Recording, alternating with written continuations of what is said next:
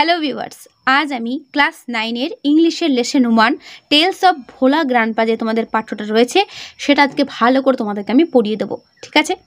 তো দেখো, tales of Bhola grandpa মানেটা বুঝতেই পারছো, ভোলা দাদুর গল্প। কার লেখা? মনোজ দাস।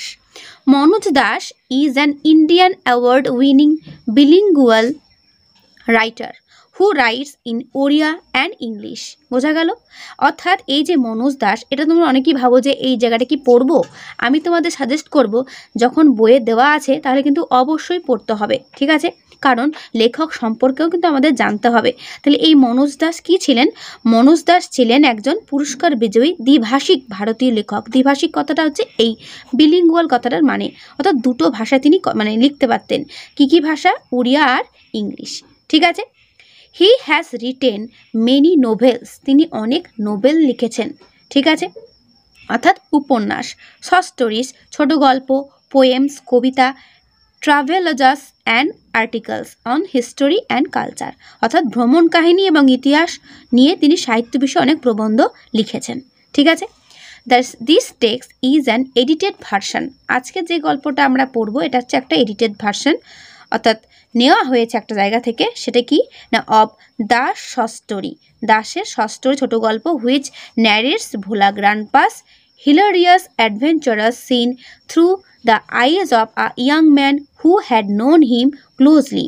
অর্থাৎ আজকে যে পাঠ্যাংশটা যেটা আমরা এখন পড়বো সেটা এই দাসেরই লেখা একটা ছোট গল্প, যাতে কি দেখা কি দেওয়া আছে একটা অল্প বয়সী ছেলে যার চোখে দেখা ভোলা দাদুর একটা ভীষণ হাসির একটা রোমাঞ্চকর একটা অভিযান, সেটা বর্ণনা করে বলেছে। ঠিক আছে? The simplicity and forgetfulness of Bhola grandpa provides an element of humour on which the story hinges. অর্থাৎ ভোলা দাদুর সরলতা ও ভুলোমনা এই যে স্বভাবটা, এটাই ছিল হাসির একটা রসদ, যার ওপরে গল্পটি কী ছিল? পুরোটাই নির্ভর ছিল। ঠিক আছে? চলো আর দেরি না করে আমরা গল্পটা শুরু করছি। খুব ইন্টারেস্ট গল্প একটা, খুব মনোযোগ দিয়ে শোনো এবং পড়াটা ভালো করে দেখো। যেভাবে আমি পড়ে শোনাচ্ছি তোমরা কিন্তু অবশ্যই এই পড়াটা চলাকালীন তোমরা নিজেদের বইটা খুলে বসবে, দেখবে পড়াটা খুব ভালোভাবে বুঝে যাবে। ঠিক আছে?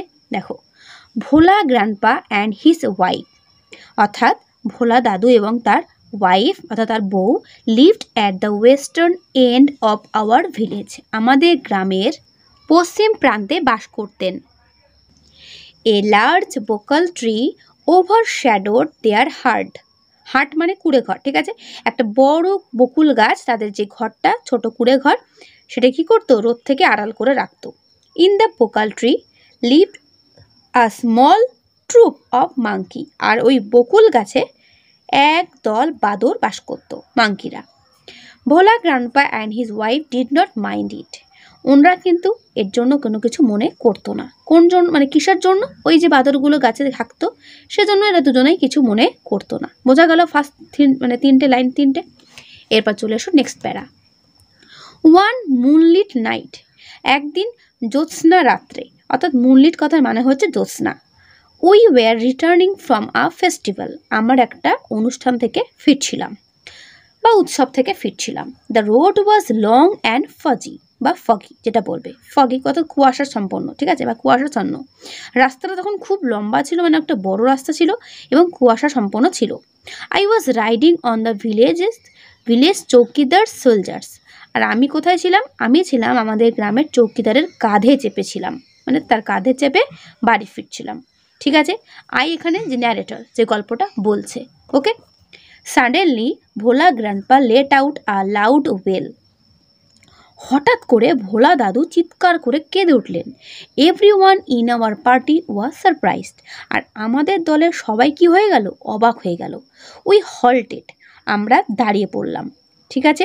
অর্থাৎ থমকে দাঁড়ানোকে বলা হয় হল্টেড। হঠাৎ কি হলো? ইনকোয়ারি রিভিলড দ্যাট, খোঁজ নিয়ে জানা গেল যে Bhola grandpa had taken his grandson to the festival, Bhola দাদু তার নাতিকে নিয়ে সেই উৎসবে গিয়েছিলেন। He had tightly held on to the 2 fingers of the boy, সে ওই নাতির দুটো আঙুল শক্ত করে ধরেছিলেন। দেখো, he did not realise when those finger slipped out, তিনি বুঝতেই পারেননি কখন সেই দুটো আঙুল তার হাত থেকে ফসকে গেছে। Bhola grandpa was continuing as before, তিনি যেরকম হাঁটছিলেন সেরকমই হাঁটছিলেন। Then someone asked Bhola grandpa what he was gripping, তখন কেউ একজন জিজ্ঞেস করে উঠল যে তিনি কি ধরেছিলেন। হি রিমেম্বার্ড হিজ গ্র্যান্ডসন, তখনই তার নাতির কথা মনে পড়েছিল। And let out a loud well, আবার জোরে চিৎকার শুরু করে দিয়েছিল, অর্থাৎ কান্না করা শুরু করে দিয়েছিল। My father choose to serve eyed men from our party to go back with Bhola grandpa to the festival, আমার বাবা দুজন তীক্ষ্ণ দৃষ্টিকারী লোককে আমাদের দল থেকে পাঠালেন, কার সঙ্গে? ভোলা দাদুর সঙ্গে, সেই উৎসবে, যাতে করে তার নাতিকে খুঁজে পাওয়া যায়। The grandson was found before long, অনেকক্ষণ পর, অর্থাৎ বেশিক্ষণ লাগলো না, অনেকক্ষণ পর এখানে হবে না, বিফোর লং কথাটা হবে যে অনেকক্ষণ সময় না লাগার আগেই নাতিকে খুঁজে পাওয়া গেল, ঠিক আছে, অর্থাৎ বেশি সময় লাগলো না। He had taken a Kosi shelter under A cows বেলি, সে কি কোথায় ছিল? সে একটা গরুর পেটের নিচে একটা আরামদায়ক আশ্রয় খুঁজে নিয়েছিল, সেখানে সে ছিল। বোঝা গেল? তাহলে প্রশ্ন আসতে পারে গ্র্যান্ডসন কোথায় ছিল, তখন তার অ্যান্সারটা এখান থেকে এই পর্যন্ত লিখবে, ঠিক আছে। তোমাদের কিন্তু পরীক্ষাতে প্যাসেজ তুলে দেবে, এরকম প্যাসেজ তুলে দেবে টেক্সট থেকেই, সেই প্যাসেজ থেকে তোমাদের কোশ্চেন অ্যান্সার করতে হবে। বোঝা গেল? তাই প্যাসেজটা যদি ভালো করে পড়া থাকে সেক্ষেত্রে কিন্তু উত্তর তোমরা নিজেরাই করতে পারবে, কি তাই তো? চলো নেক্সট। তো আগের পাতায় পড়লে একটা গল্প ভোলা দাদুর, এরপরের পাতায় দেখো রয়েছে আরেকটা গল্প ভোলা দাদুর সম্পর্কে। বলছে I remember another funny incident about Bhola grandpa related by my father, বলছে আমার বাবার বলা ভোলা দাদুর সম্বন্ধে আরেকটি মজার ঘটনা আমার মনে পড়ছে। It had been a rainy afternoon, এটা ছিল একটা বর্ষাকালের একটা বিকালবেলা, ঠিক আছে। Bhola grandpa wild with excitement told my father and his friends that he had seen a gang of pirates, underline করে রাখবে।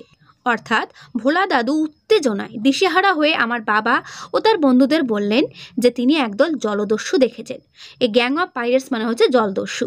দে were burying a large box under one of the sand dunes on the seashore by our village, অর্থাৎ আমাদের গ্রামের পাশে সমুদ্র তীরের বালিয়ারির মধ্যে তারা একটা বড় বাক্স পুঁতে রাখছিল। বোঝা গেল? তারা কি করছিল? বড় বাক্স পুঁতে রাখছিল। At once father and his friends started looking for the hidden treasure, আর সেই সঙ্গে সঙ্গেই কি করলো না আমার বাবা এবং তার বন্ধুরা ওই গুপ্তধনের খোঁজে তল্লাশি শুরু করলেন। বোঝা গেল? Evening past on to night, অর্থাৎ সন্ধে গড়িয়ে রাত্রি শুরু হয়ে গেল। Moonlight came in through the clouds, এদিকে কি হলো না মেঘেদের মধ্যে দিয়ে চাঁদের আলো আসছিল, অর্থাৎ রাত চলে এসেছে। A pack of jackals were howling, এক দল জ্যাকেলস মানে কি শিয়াল তখন ডাকতে শুরু করলো বা করছিল। ইট ওয়াজ পাস্ট মিডনাইট, আর তখন মাঝরাত পেরিয়ে গেছে।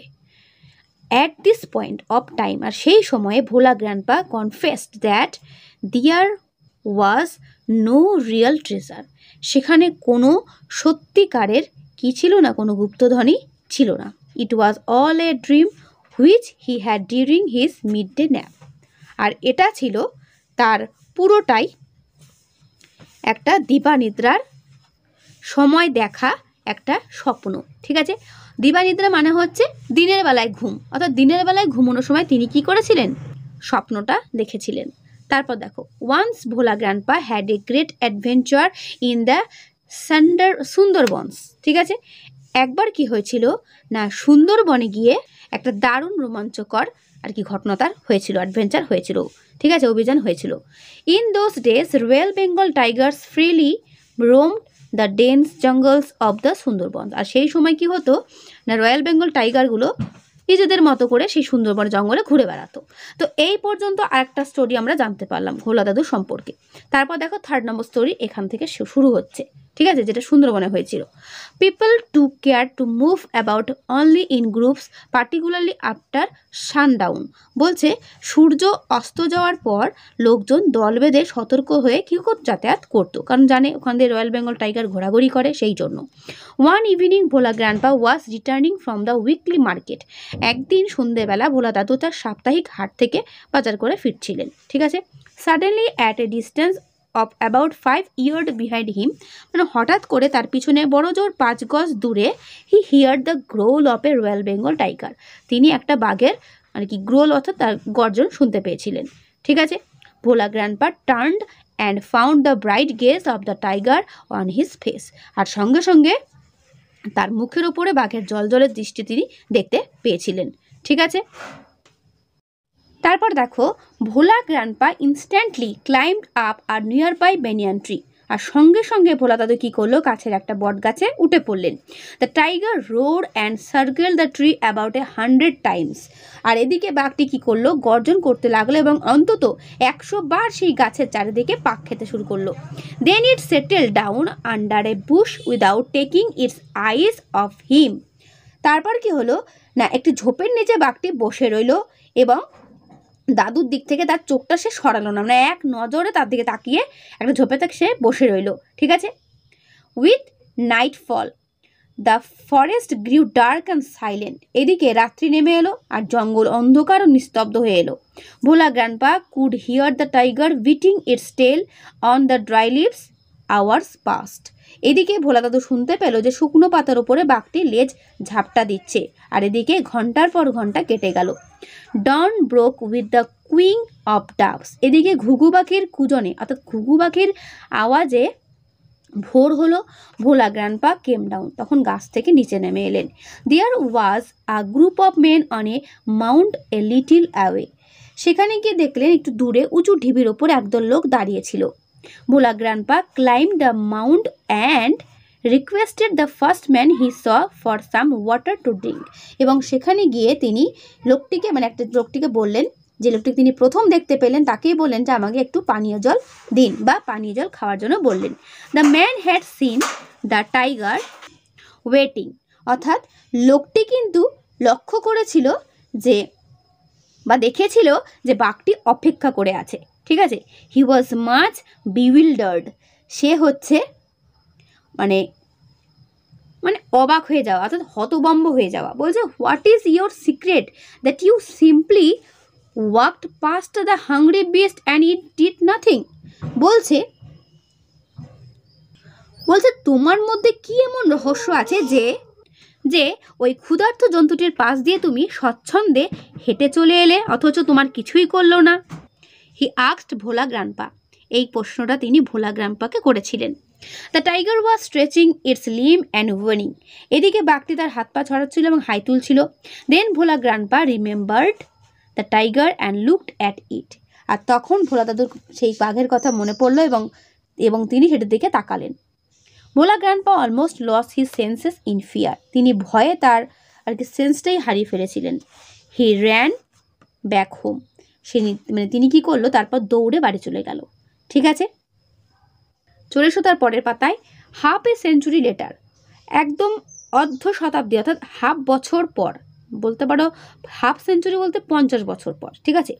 Bhola grandpa left us forever one morning at the age of 95 ইয়ার্সে, অর্থাৎ 95 বছর বয়সে একদিন সকালবেলা ভোলা গ্র্যান্ডপা আমাদের ছেড়ে পরলোক গমন করলেন, অর্থাৎ মারা গেলেন।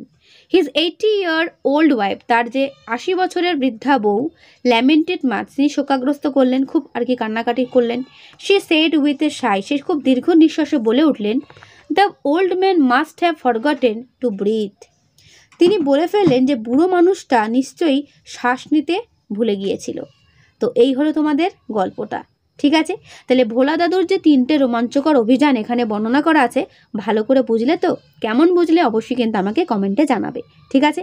আর এই গল্পটা যেভাবে তোমাদেরকে আমি পড়িয়ে দিলাম, তোমরা কিন্তু অবশ্যই এইভাবেই পড়বে, দেখবে গল্পটা খুব ভালো লাগবে।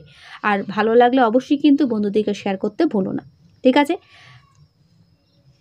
এরপর দেখো এর এক্সারসাইজগুলো। এক্সারসাইজ 1 কি আছে? In the bakul tree there lived, এই বোকাল ট্রিতে কারা থাকতো? ক্রোজ, মাঙ্কিস, টাইগার্স নাকি স্প্যারোস? দেখো যারা যারা গল্পটা পড়েছো আমার সঙ্গে সঙ্গে তারা কিন্তু প্রত্যেকেই অ্যান্সারগুলো করতে পারবে। তাই আমি আশা করব এই যে সমস্ত অপশনগুলো দেওয়া আছে এখান থেকে সঠিক উত্তরটা বেছে নিয়ে তার পাশে কি করতে হবে? টিক চিহ্ন দিতে হবে। তো বকুল গাছে কোন কোন মানে কারা বসবাস করতো? অ্যান্সারটা কিন্তু তোমরা অবশ্যই আমাকে কমেন্টে জানাবে, আমি কিন্তু বলবো না। On the way back from the festival থেকে ফেরার পথে Bhola grandpa tightly held on to the 2 fingers of his dash. কার দুটো আঙুল তিনি ধরেছিলেন অনুষ্ঠান থেকে ফেরার সময় ভোলা দাদু? উত্তর কী হবে এটাও তোমরা আমাকে কমেন্টে জানাবে। ঠিক আছে, কোয়েশ্চেন মার্ক নাম্বারগুলো দিয়ে আমাকে অ্যান্সারগুলো কিন্তু অবশ্যই জানাবে, তাহলে বুঝতে পারবো কে বা কারা পড়াটা ভালো বুঝতে পেরেছো। তারপর এ গ্যাং অফ পাইরেটস, একদল জলদস্যু ওয়ার বারিং এ। জলদস্যুরা কি কবর দিচ্ছিল? Large box, small box, large bag, small bag. এটাও কিন্তু তোমাদের পারার কথা। আমি চাইবো তোমরা প্রত্যেকেই আমাকে অ্যান্সারটা কমেন্ট বক্সে জানাও। তারপর Bhola grandpa was returning from the dash.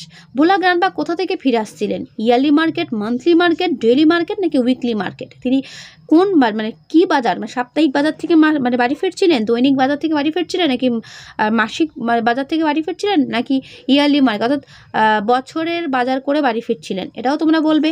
Bhola grandpa died at the age, তিনি কত বছর বয়সে মারা গেছিলেন ভোলা গ্র্যান্ডপা? তো এই 5টা যে কোয়েশ্চেন তোমাদের টিক দিয়ে দিতে হবে এবং উত্তর তো দেওয়াই রয়েছে অপশনে, তোমাদের সেটা খুঁজে দিয়ে টিক দিতে হবে। তো আমি তোমাদেরকে বলবো তোমরা কিন্তু প্রত্যেকটা অ্যান্সার নিজেরা করবে, ঠিক আছে, উইদাউট এনি হেল্প, কোনো হেল্প ছাড়া। যে বা যারা পড়াটা আমার সঙ্গে সঙ্গে পড়েছো তারা আমি চাইবো তারা প্রত্যেকেই কিন্তু অ্যান্সারটা আমার কমেন্ট বক্সে জানাও, ঠিক আছে। তো এক্সারসাইজ 1-এর অ্যান্সারটা বুঝতে পারলে তোমাদের পরীক্ষায় কিন্তু এরকম প্রশ্নই দেবে। তাই পরীক্ষায় যেরকম প্রশ্ন দিক না কেন আমাদের তো তার জন্য তৈরি থাকতে হবে, কি তাই তো? তাই প্যাসেজটা কিন্তু অবশ্যই ভালো করে পড়বে এবং অ্যাক্টিভিটির যে প্রশ্নগুলো রয়েছে এক্সারসাইজ 1, এক্সারসাইজ 2 এগুলো ভালো করে করবে, ঠিক আছে। এক্সারসাইজ 2টা দেখো রয়েছে when did Bhola grandpa let out a loud wail, কখন ভোলা গ্র্যান্ডপা জোরে চিৎকার করেছিল? এটাও তোমরা জানো, প্যাসেজে তোমাদের লাইনটা দেওয়া আছে, সেখান থেকে গুছিয়ে অ্যান্সারটা লিখবে। When had the grandson found a cosy shelter, কোথায় বাচ্চা ছেলেটাকে খুঁজে পাওয়া গেছিলো এবং সেখানে সে কোথায় গিয়ে আশ্রয় নিয়েছিল আর কি, ঠিক আছে। এটা তো তোমাদের পড়ানোর সময় বলেছিলাম। What request did Bhola grandpa make to the first man he saw on the Mount, যখন তিনি মানে প্রথম একটা মানুষকে দেখেছিল সেই জঙ্গলে, তিনি কি চেয়েছিলেন তার কাছ থেকে, কি আর কি রিকোয়েস্ট করেছিলেন? দেখবে এক গ্লাস জল খাওয়ার জন্য জল চেয়েছিলেন, তাই না? How old was Bhola grandpa's wife when she died, মানে যখন হি ডাইড অর্থাৎ ভোলা গ্রাম যখন মারা গেছিল তখন ভোলার দাদুর ওয়াইফের কত বছর বয়স ছিল? 80 ইয়ার্স ওল্ড সামথিং, হ্যাঁ 80 ইয়ার্স ওল্ডই হবে। তোমাদের প্যাসেজ দেখবে অ্যান্সার দেওয়া রয়েছে। তো এক্সারসাইজ 2টাও তোমরা নিজেরা করতে পারবে, ঠিক আছে। তাহলে এক্সারসাইজ 1 এবং এক্সারসাইজ 2 মানে পর্যন্ত তোমাদেরকে আমি পড়া দিলাম। এটা কিন্তু মানে বাড়িতে প্রত্যেকেই ভালো করে পড়বে, ঠিক আছে, ওকে। যদি কোনো রকম কোনো প্রবলেম হয় সেটা আমাকে অবশ্যই কমেন্টে জানাবে, তোমাদের পাশে আমি সবসময় আছি, ওকে। তো আজকে ভিডিওটা তাহলে আমি এখানেই শেষ করছি, দেখা হবে নেক্সট ভিডিওতে। ভালো করে পড়ো সবাই, ভালো থাকো সবাই, আর অবশ্যই পুরো ভিডিওটা দেখে বন্ধুদেরকে শেয়ার করে দিও, ওকে।